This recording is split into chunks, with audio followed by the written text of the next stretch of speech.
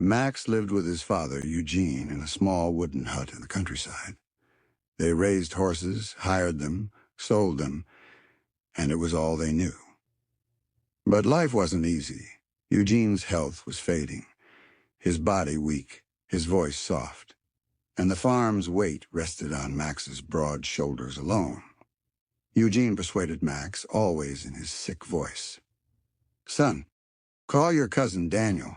He can help you. I can't do this anymore." Max froze. He had heard this plea before, and every time he refused. Daniel, he thought. What if he remembers the old times, the woods, the kisses, the mistakes? What if he despises me now? Things would be unbearable.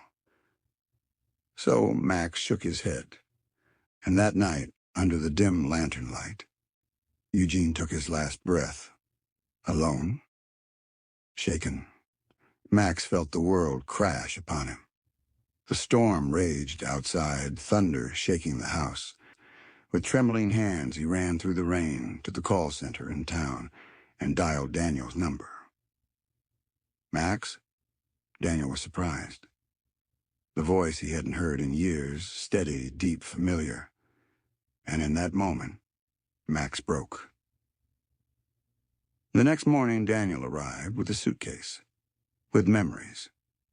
Together they buried Eugene, the man who raised them both in different ways. The silence at the grave was heavy, but their silence together was heavier still. Days passed. They worked side by side on the farm. It was awkward. Yes.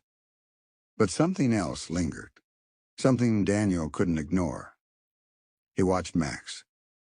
The boy he once knew was gone. In his place stood a man, tall, strong, broad. His shoulders carried more than the farm. They carried grief, responsibility, and yet power. Sweat rolled down Max's neck as he pulled the plow, muscles tense beneath the sun. His shirt clung to him, thin, damp, outlining a chest that rose and fell with every breath. His arms flexed as he held the reins, veins tracing lines across his skin. And Daniel remembered. Every glance, every touch, every stolen moment in the woods. He swallowed hard, looking away, but his eyes betrayed him. They always found Max again.